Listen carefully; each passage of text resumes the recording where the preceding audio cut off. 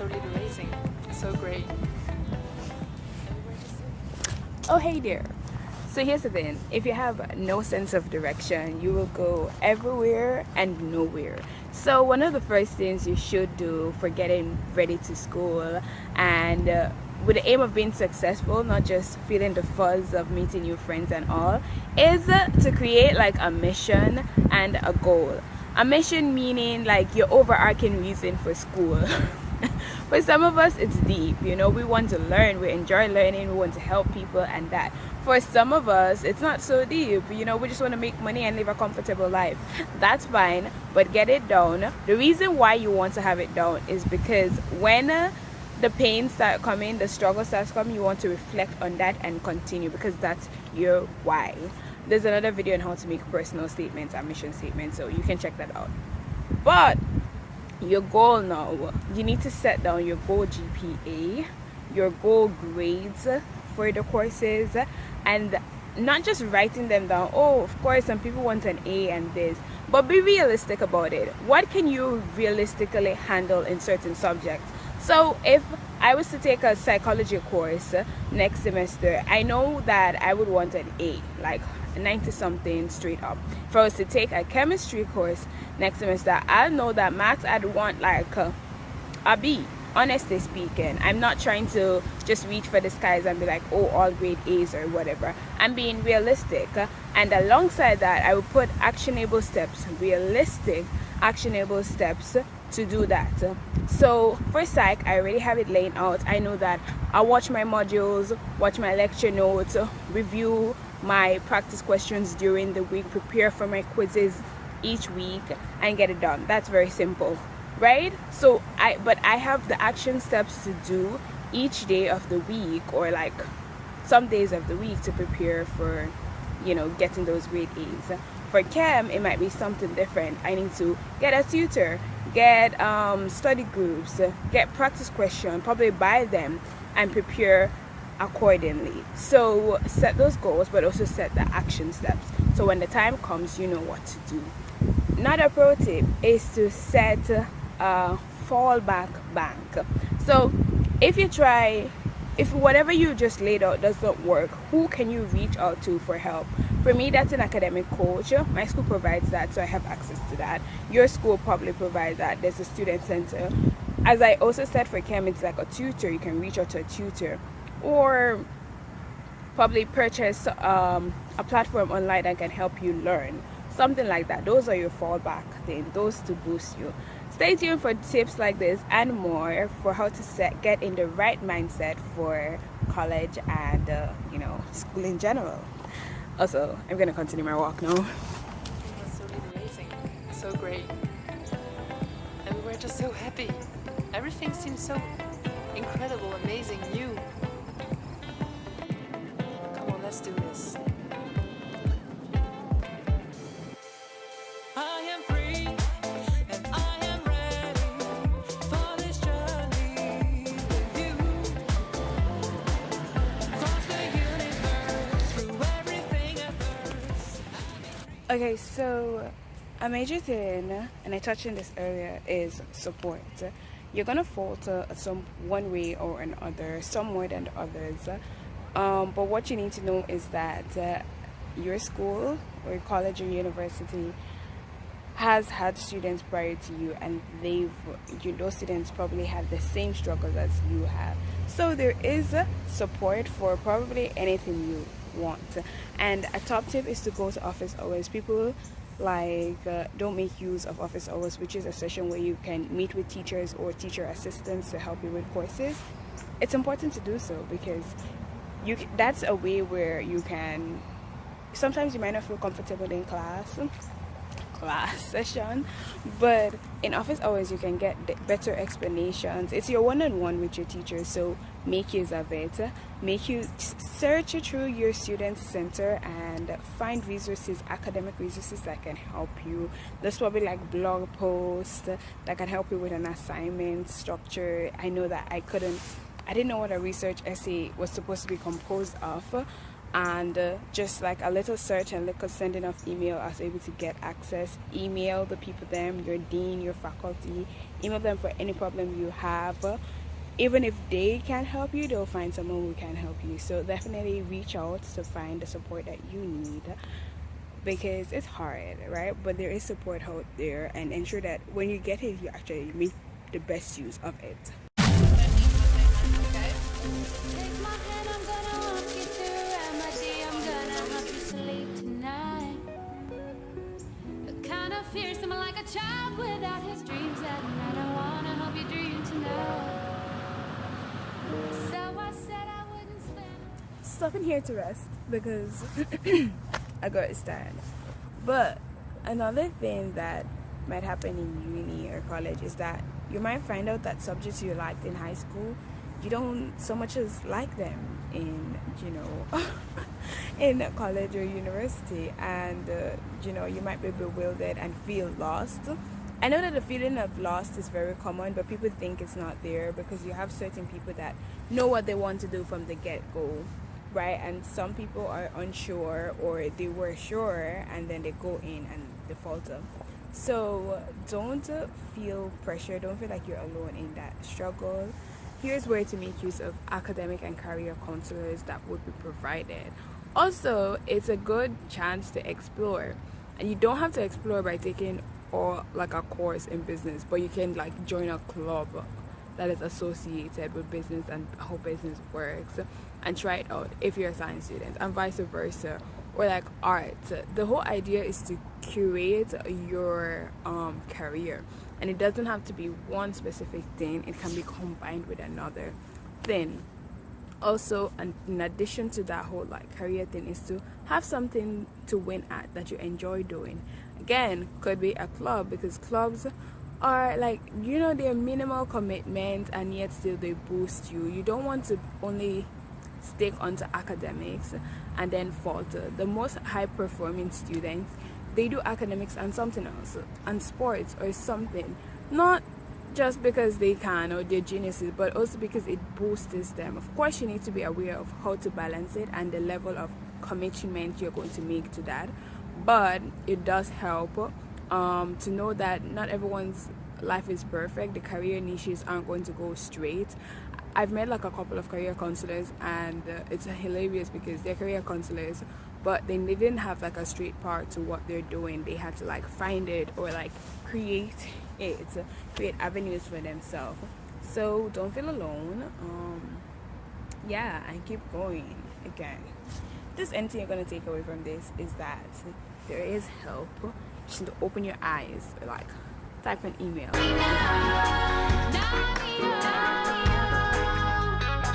down, be still in your bed. I got this quick way to wrap my day. Turn down the egg in your head. The floors are gorgeous. One thing that a good amount of people struggle with, but it's not spoken about a lot, is finance area of schooling. Yes, it's a struggle for me. My first year was like, the school I went to was really expensive, and I was paying international fees. So how I financed that was by God's grace, obviously. God bless the hearts of my family, friends to like give me money for school. I'm provided through my immediate family. But also, apart from that, you've got scholarships. So now some schools have a scholarship hub. My school scholarship hub is Award Spring, and they're different, like based on whatever criteria you possess. There will be scholarships for that. Now scholarships are really hard, but I hear some people get them. So try that route. And I know that Chelsea K. Wright, she has good tips on like scholarship writing, so I'll link her in the description. So scholarships is one. Work and study program in your school. Go out, ask about them, find about them, pester the people. Another good tip and how I was able to do I saw this cute girl and her mom or her grandmom they were walking with, so they found me again. It's so cute. So another good tip is that even if you're not engage with them, directly, like you didn't just go to them for a job. Like, don't go to them for a job immediately. That's what I'm saying. Sometimes go to them for like another thing. Volunteer there, or maybe they're hosting a program or something. Initiate, show up to them in one way or another, and then search for the job. That's how I was able to get my job. I wasn't deliberate. I just joined a workshop and they knew what I did. And then when I applied, it was so much easier because they're like, yeah, we love you, we love your work. So boom, boom, bam. But in other cases, it can be more deliberate. I know that to get like a brand, I volunteered to be a brand ambassador for like a college related platform that was advertising at my school, and so I was easily able to apply for jobs over there. So my biggest tip is like show up in one way or another, and then if you're going to apply. So don't think that all opportunities are waste. They're all to build your skills. So top of that. So yeah, scholarship, jobs, and what I know. Oh yes, textbooks.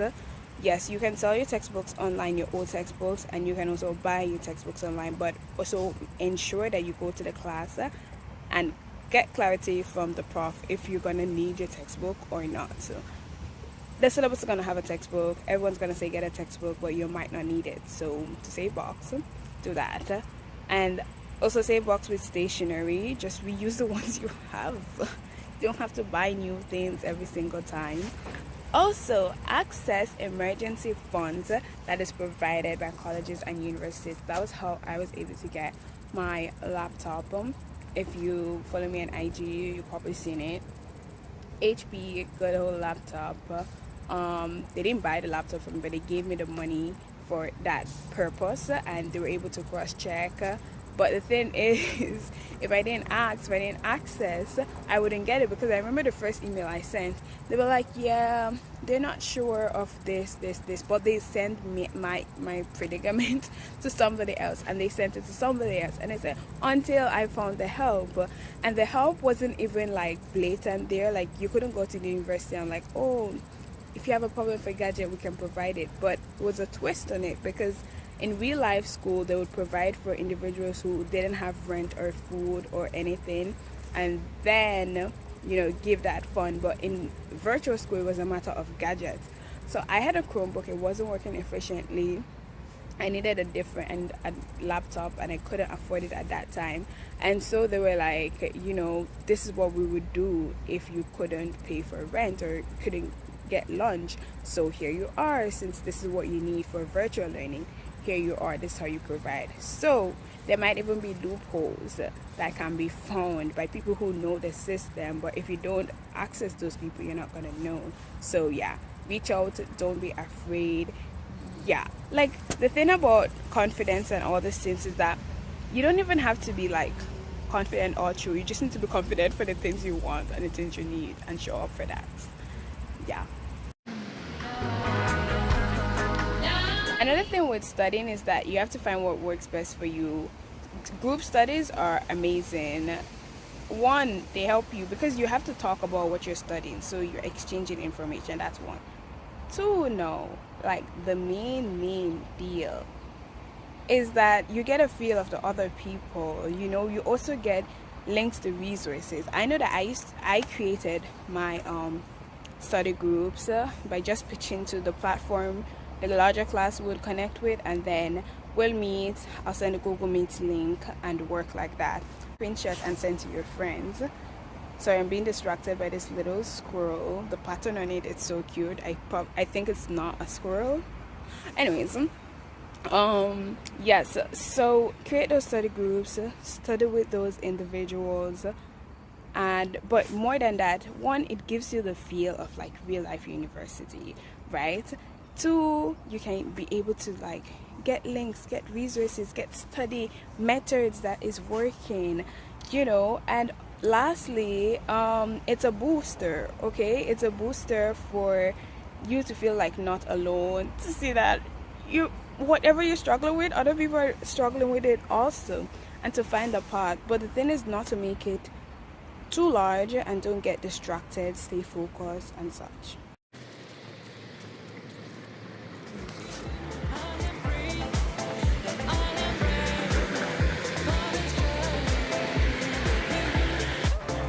Look, I really do feel like I'm on top of the world, and I want to talk about imposter syndrome right now. Because imposter syndrome comes in when you start doubting your abilities because mostly because of self-comparison. Mostly, sometimes it comes because of like you're not showing up for yourself as you should. But in terms of academics, it's like I don't feel like I should be here. I'm not smart enough. And I know that I felt that because let's go, let it go. Legit, anybody that I tell from Hamilton to Toronto to anywhere that I go, they're just like, you go to McMaster? Like, I mean anyone. I mean the random man, the cashier at the convenience store, my family friends that I think would never know about my university. Anybody, they're just like that. So like they hold it in big regards, in high regards.